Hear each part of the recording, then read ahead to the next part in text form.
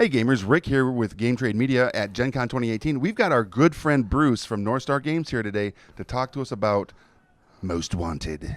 Most Wanted, we've already covered it. We have. We talked about it. We did it with folks. I did a fantastic how to play, dressed as a Gene Autry-style Hollywood cowboy. Beautiful.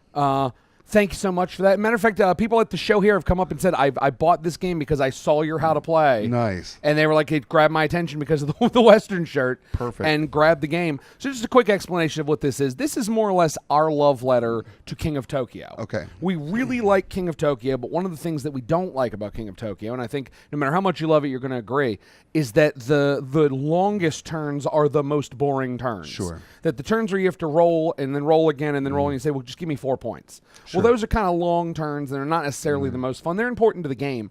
But we really wanted to make a game where like all of the action of the fighting was there constantly, and that if you had those kind of rebuilding turns, that they were super duper short. Right. And that is what Most Wanted is. It is. It really is that. Yeah. And it's also a lot of fun. Oh, it is a ton of fun. First thing you notice is the art. I'm just going to hold it up here. I know that you lined it up so that it would be, wow, those are really bright lights.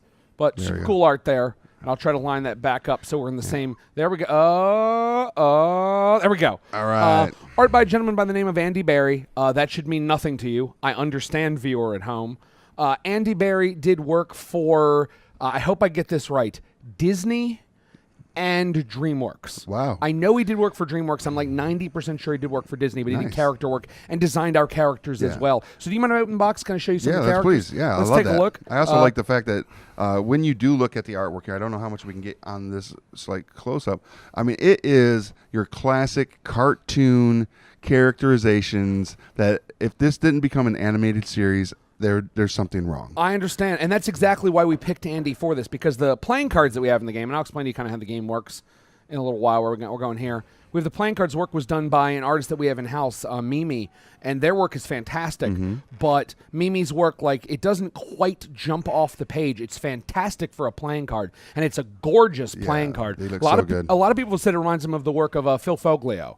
That Oh, yeah. It feels Oh, a lot like absolutely. his stuff, which I have to say is 100% correct. Absolutely. But what we loved about Andy Barry is exactly what you're saying. Like, you feel like Bullseye Betty is all of a sudden going to load that gun and take a shot. Absolutely. And that, like I said, if this wasn't already a cartoon, you would expect to see it soon because the artwork just speaks to, all right, you got all these banditos who are trying to become the most banditoest of banditos, and that just screams animated stuff. And then plus, I really love, if you don't mind holding this one up as well, this is my favorite of the whole game, which is Sister Chuck, the nun with a bad habit. That was a last-minute character. We were like, hey, let's try a nun with nunchucks. And it ended up working, and we're super-duper happy about it. It's amazing. And on the back, there's some more information and fun stuff. And tells you a little bit about the hands of the game. We're super proud of what the art is. It's a male-female split 50-50. There are old people, there are young people, I mean, we just tried to make it so that if you come to play this game, you're going to see someone that looks a little bit like you. Sure. You may not play them, but we wanted to try and welcome everybody to the table with this, and that's what this was all about. I love it. So in this game, you don't need to know poker, but it is poker-based. You have a 5-card poker hand, and then you can do one of several actions. In this game, you're trying to become the most wanted. So we take the first 3. These are the robberies. I'm just going to hold them. They're not really super important, so I'm just going to hold them up there. 2-card, 3-card, and 4-card robbery. If you do it, everyone's allowed to jump in. So if I declare I'm going to do a robbery, everybody can do a robbery, as you know from the playthrough that we did of it. Those are the longer turns, and they're the turns where you can opt in or opt out, so everybody can be a part of those. Right. That's how you score points, and that is how you become the most wanted. And I feel like that's one of the things about this game that keeps you engaged when it's not your turn. Yes. And I feel like that's very important in any board game, that you have to maintain engagement of all players at all times to keep them at your table. And that is something we worked on the whole time that we were making this game, was to make sure, because now I'm going to show you the other 3 actions, and these are the ones that don't involve other people. So you have, I'm going to flip those over, honest labor, which you can discard cards of the same color, which is the same suit, and get $2 a piece. Right. You're the only one that can do that. Great thing about that is I throw 3 cards at the dealer, say, give me $6, give me 3 cards, end of my turn. Yep. So no one else could opt in, but my turn was like 5 seconds. Yeah. And that's the key, is that it gets the action really, really quick. It's a snappy game. Yep. We also have the church in the opening set, discard and draw up to 7. Same deal. I'm going to throw you 2 cards, deal me 4 back, move on to the next person. And then finally the duel, which has a little bit of interaction, which is I can pick any one player to duel me in the streets. And that is a 1 or 2 card duel, and I have a chance to win their value in bail. So I can jump closer, I can pull them back. So it's a way if you see a leader that's taking off, you can kind of Munchkin-y style grab that leader and kind of start pulling them towards you. It's so good. Yeah, and that is that's St. Louis. We named all the different game states after different cities that you would find in the West. The backs of the cards, the duel can become the shootout, where you can have as many players as you want. The church can become the saloon, where you pay $1 and you can draw up to 8 cards. Wow. Honest labor becomes dishonest labor, where you can play $2 per card. You can bluff. I can put 4 face down and say, give me $8. Right. Or someone can say I'm bluffing. If I'm correct, they're going to have to pay me. So it's like a Sheriff of Nottingham style, which is super duper cool. And then, and I think we talked about this, but if we didn't, I'll mention it. If you get to the end of the rule book, there's a mention of the legendary treasure of Fast Finger Freddy, which you can't see because this is so bright. But we can do this. We can. And be like right on the bottom. Yeah, there, right the there. legendary treasure of Fast Fingered Freddy. If you take a look, there's not a lot in this game. Once you take everything out, you have an insert left. If you pull the insert up, you're going to find more content for the game over here, and I'll just... No, that's not the place. This is where the truth goes. Yep. You're going to find there the travel guide. It shows you new cities. There are 6 new double-sided cards in there. Okay. So you have a whole bunch of different variations on the game. Nice. There are tons of different ways to play.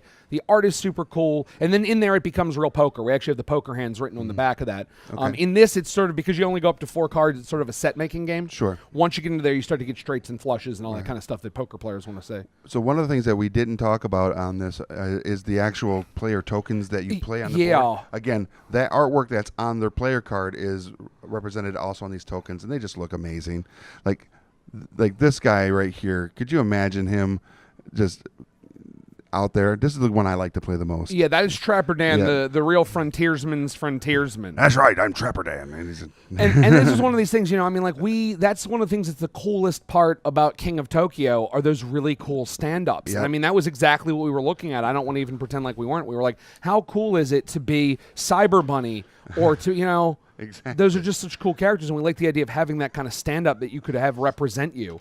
Which is exactly why we did it this way. One thing I will note, a lot of people have said to us, oh my God, why aren't there player powers for every single player? We wanted to make this kind of the easiest version so you can understand how the game works. The first expansion will have player powers. Okay. So we know that's, if we do nothing else, that's what we're doing with the first expansion, is adding player powers. Dominic has already said that in kind of every forum he can find. Right. But if you are a loyal GTM viewer, and this is how you get all of your information, I'm going to tell you that is a thing that is going to happen.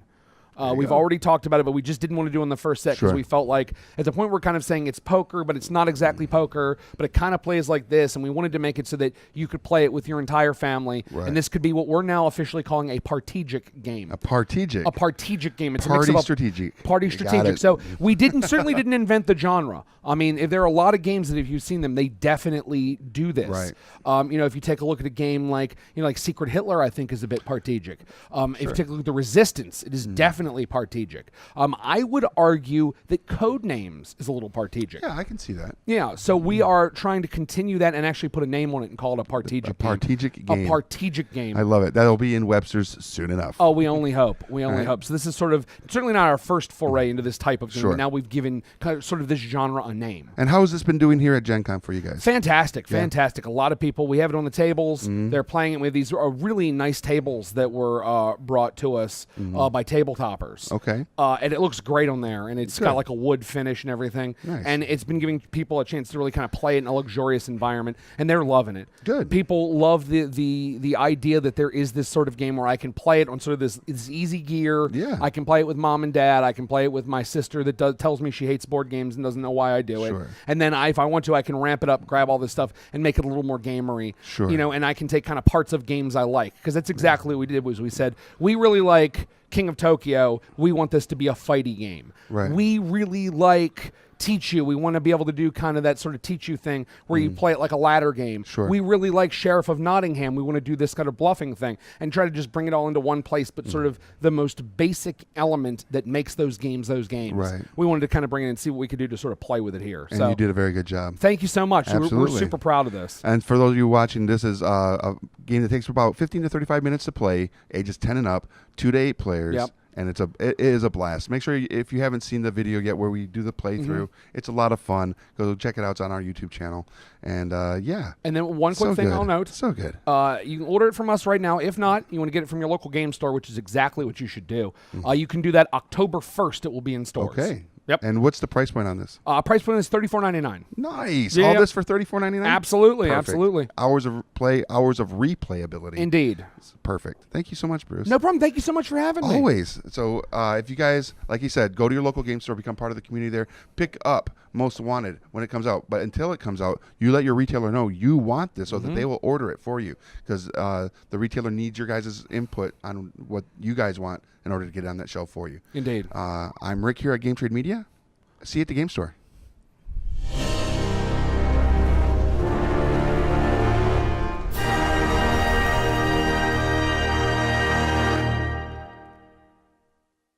Thanks for watching Game Trade Media. Make sure to leave us a like and click that subscribe button so you don't miss out on any new content.